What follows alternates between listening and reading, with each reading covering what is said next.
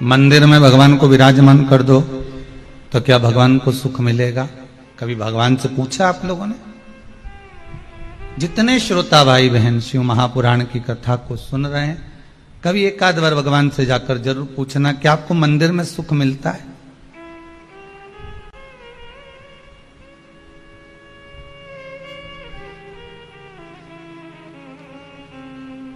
Colony में मकान बना लो और घर के बुजुर्गों से पूछ लो तुम्हें कॉलोनी में आनंद मिलता है? घर के बूढ़े व्यक्ति से पूछना कि एकांत में कॉलोनी, बिल्कुल इंदौर के एकदम आखिरी में, भोपाल के एकदम आखिरी में, सीहोर के एकदम आखिरी में, और वहां कॉलोनी में तुम्हारा मकान बन गया, तुम्हारा भवन बन गया और बंगला बनाया तुमने, जोरदार बनाया ने, क्या जोरदार रूम है, कमरा ममरा सब बनाया, 4 6 8 कमरा ने, हॉल ने, रसोई घर ने, छज्जा ने, सब जोरदार, गार्डन वार्डन। अब जमीन ज्यादा थी तो अच्छा बना लिया, प्लाट बड़ा था तो बढ़ा लिया। पर कभी घर के बुजुर्गों से पूछो, कभी बूढ़ों, जो घर के बूढ़े हो ना बुजुर्ग, उनसे पूछना क्या ये अपन छावनी में रहते हैं, अपन मोहल्ले में रहते हैं, अपन जिस जगह पर रहते हैं, बाजार में रहते हैं, इसको छोड़कर अपन सबको कॉलोनी में चलकर रहना है तो सबसे ज्यादा बच्चों को तो खुशी हो जाएगी, बहू और बेटे को भी खुशी हो जाएगी, पर घर का जो बुजुर्ग होगा ना उसको प्रसन्नता नहीं होगी। क्यों? क्योंकि उसको घर बड़ा नहीं चाहिए, उसको बंगला बड़ा नहीं चाहिए, उसको तो ये जो आस पड़ोस में रहते हैं, नातेदार, रिश्तेदार, कुटुंब, कबीला, मेरा अपने लोग जो रहते हैं, इनका मन बड़ा चाहिए।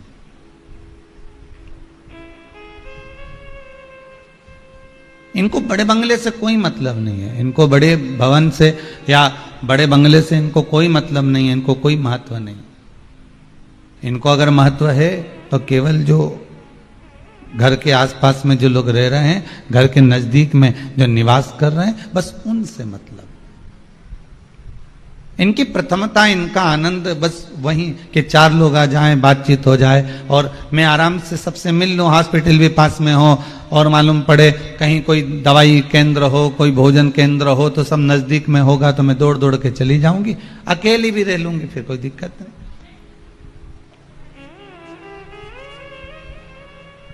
कोई भगवान से पूछे एक बार जाकर, आप सबसे भी निवेदन है कभी एक बार भगवान से जाकर बात करना हो कि भगवान से पूछना, भगवान आपको मंदिर ज्यादा पसंद है कि मनुष्य का मन ज्यादा पसंद है? भगवान क्या जवाब देंगे? बोलो, जम के बोलो जरा, जितने आस्था पर कथा सुन रहे हो, भगवान क्या जवाब देंगे? भगवान से पूछा जाए कि तुम्हें मंदिर ज्यादा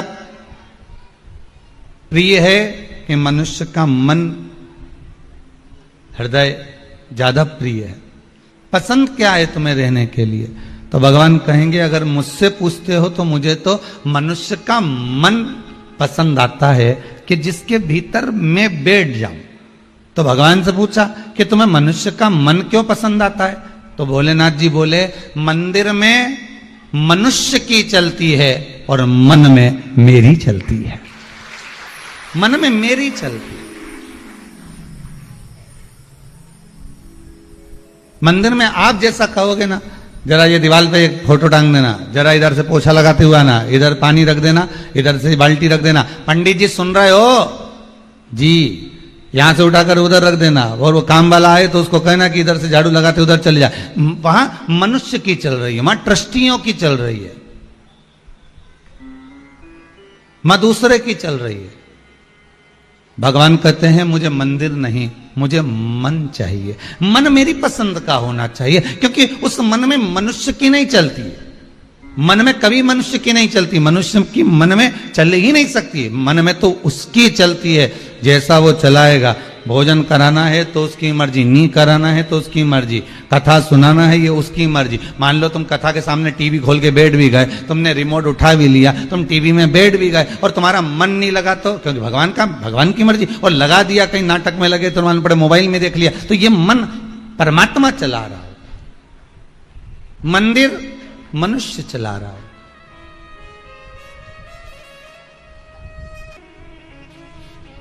बस भगवान से यही कहना हमें कि प्रभु अगर आपको मंदिर प्रिय नहीं तो हमारा मन प्रिय हो। आप मेरे हृदय में सदा सदा विराजमान रहो।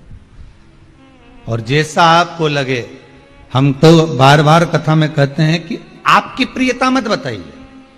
आप रोज प्रातः में उठकर भगवान भोलेनाथ को, आज रोज प्रातः में उठकर भगवान राम को, कृष्ण को, शंकर को, भवानी को, जगदम्बा को, दुर्गा को, आप सवेरे से उठकर भगवान से ये प्रार्थना करा करो कि मुझे प्रिय है वो मत देना, आपको प्रिय हो वो करना।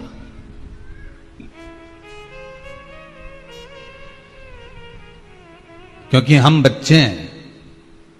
अगर बच्चों, और एक बच्चे को आप ले गए टॉफी की दुकान पर, एक बच्चे को ले गए किराने की दुकान पर, और दुकान वाले ने कहा आज मैं बड़ा प्रसन्न हूं, मैं बड़ा प्रसन्न, आज ये बर्नियां रखी हैं टॉफी की, तुम्हारे साथ में जो छोटा बच्चा आया उससे निवेदन है कि इसमें से टॉफी निकाले। छोटा बच्चा कितनी टॉफी निकालेगा? छोटा बच्चा कितनी टॉफी निकालेगा? जितनी उसके छोटे छोटे से हाथ में जितनी आएगी उतनी उठा लेगा। और अगर बड़ा कहीं का व्यक्ति होता तो वो इतनी सी टॉफी उठाता? कोई कह दे कि किराना की दुकान में से, ये दुकान में से आप सामान उठा लीजिए, तो वो सबसे पहले तो टॉफी तो उठाता ही नहीं। अगर उठाता तो उसमें से काजू, बादाम, अखरोट, इलायची ने, लौंग ने, सारा केसर ने, इत्र ने, सब काम की सामान उठा के अपना अपना जेब में रख लेता। एक बार एक राजा ने अपने नगर में सूचना कर दी कि जिसको मैं कल दरवाजा बड़ा खोलूंगा, मेन दरवाजा खोल दिया जाएगा, जो जिस चीज को छुएगा उसको वो चीज दे दी जाएगी।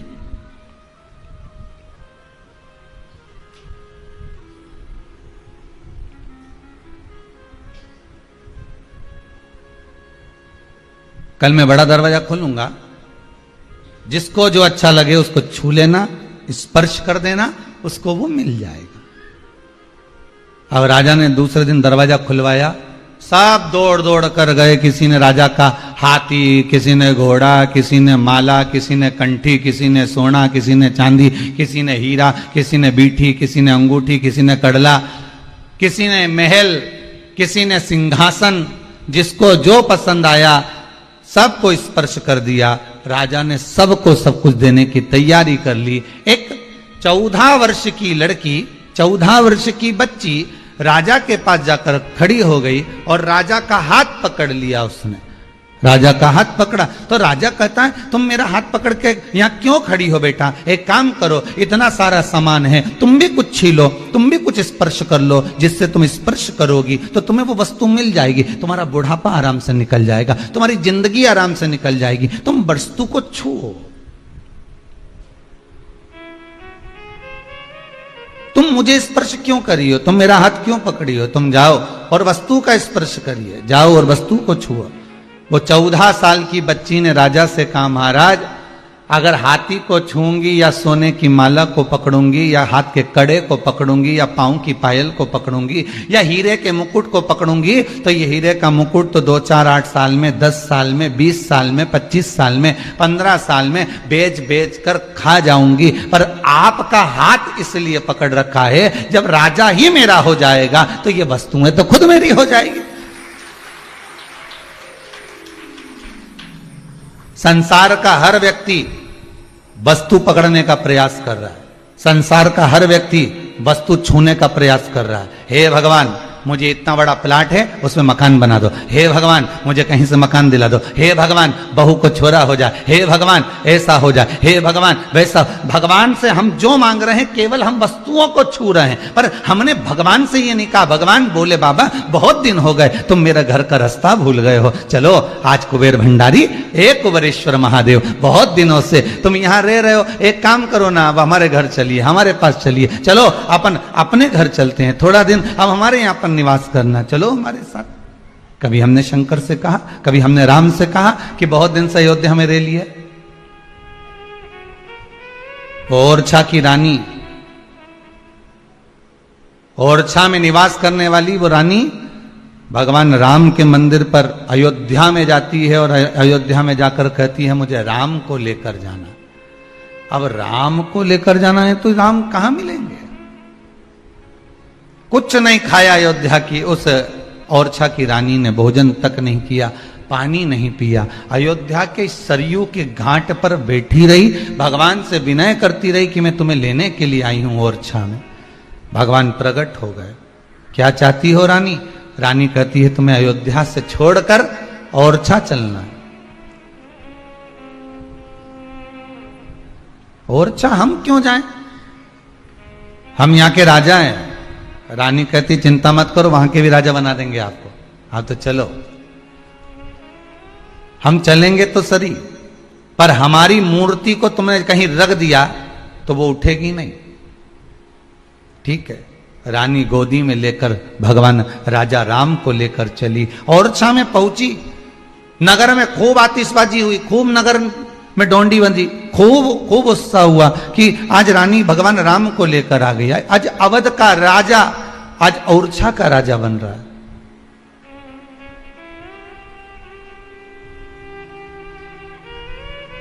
आज अयोध्या के नरेश आज ओरछा के नरेश बन रहे हैं। और रानी लेकर आई, राजा से कहा मेरे को बहुत जल का प्यास लगी है, आप इस राघव जी को गोदी में ले लो। राजा ने गोदी में लेने की जगह उनको सामने एक खिड़की थी, उस खिड़की में विराजमान कर दिया और उसमें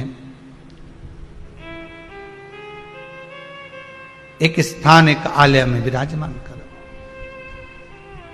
भगवान रह गए। उठाया, उठे नहीं, चलाया, चले नहीं। बस रानी ने कह दिया यही अवध के नरेश अब यहीं रहेंगे, ये कहीं नहीं जा सकते।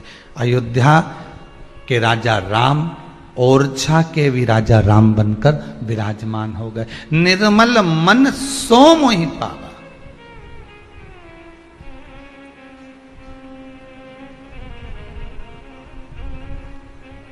शिव अकेले नहीं आते हैं। आपके मन में अगर भगवान बैठा है तो अकेला नहीं बैठा है। आप कभी भगवान से जाकर निवेदन तो करो एक आध बार, आप कभी भगवान से जाकर प्रार्थना तो करो कि बहुत दिन हो गए उज्जैनी रहते रहते, बहुत दिन हो गए काशी रहते रहते। आप शरीर को कष्ट दे रहे हो।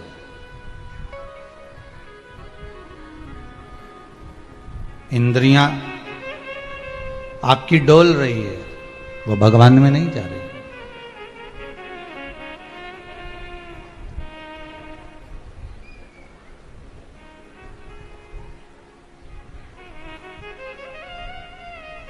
कल कोई माता जी कह रही थी कि गुरुदेव हमने गुरु जी से मंत्र लिया था। अब समझना, ये कथा और ये कथा एक ही, उसको समझ कर जरा दें। हमने गुरु जी से मंत्र लिया था, हमने कहा ठीक है। फिर अब गुरु जी ने इतना बड़ा मंत्र दिया, इतना बड़ा मंत्र दिया कि वो हमको याद करते भी नहीं हो रही है। तो क्या हम दूसरा गुरु जी से मंत्र ले लें क्या? हमने कहा ऐसा तो कहीं लिखा नहीं है कि भाई गुरु तुम 2-4 बना लो। हाँ, दत्तात्रेय भगवान के 24 गुरु का वर्णन है।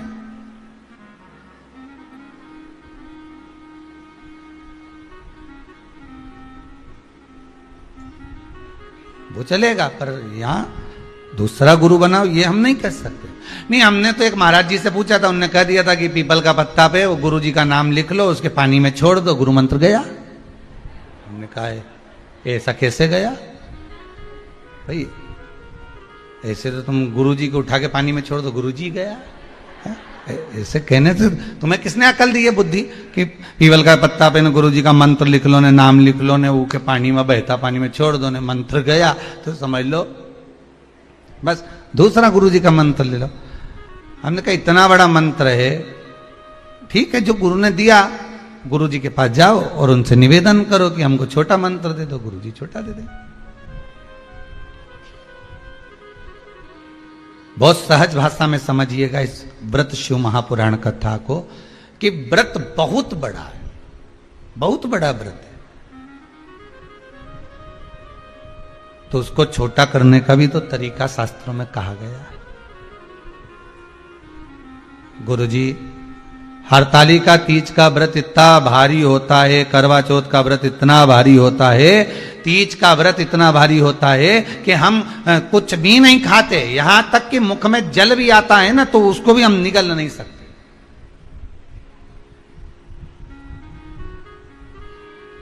अब इतना भारी व्रत, और शास्त्र कहता है कि हरतालिका तीज का उद्यापन तो पहले होता ही नहीं, एकादशी का तो हो जाता है। और यहां तो हरतालिका तीज का, अब एकादशी का तो आप 26 एकादशी जब आपकी पूरी हो जाए, 3 वर्ष बाद अधिक मास आ जाए, 26 पूरी एकादशी का व्रत करो, तुम 11 पे करो, तुम्हारी मर्जी पड़े। 26 एकादशी पर जब व्रत करोगे तो ये आपके ऊपर है, 26 पर करो। पर हरतालिका तीज का जो व्रत है, इसका उद्यापन तो ना तो पहले होए, और इसका उद्यापन ना 13 वर्ष के पहले होए। इसका उद्यापन तो जब तक कन्या हो, चाहे स्त्री हो, चाहे नारी हो, चाहे पुरुष हो, हरतालिका तीज का अगर उसको उद्यापन करना है तो 13 वर्ष तक तो आपको व्रत करना ही पड़ेगा, उसके बाद ही इसका उद्यापन होता है।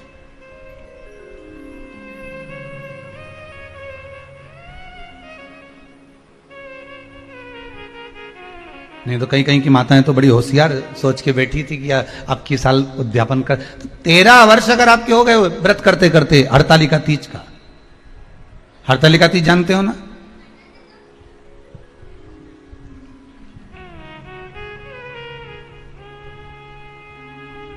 तेरह वर्ष अगर आपके हो गए भगवान की भक्ति को धारण करते करते, 13 वर्ष अगर आपके हो गए हैं भगवती स्मरण करते करते,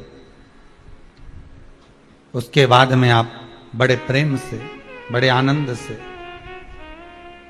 आप व्रत का उद्यापन करो, कोई मना नहीं। पर यदि आप उद्यापन कर रहे हो और आपका मन है कि मुझे उद्यापन करना ही है, तो 13 वर्ष तक जिस भाव से आप भगवान का व्रत कर रहे हो, साधना कर रहे हो, स्मरण कर रहे हो, उसी भाव से आप उसको करें।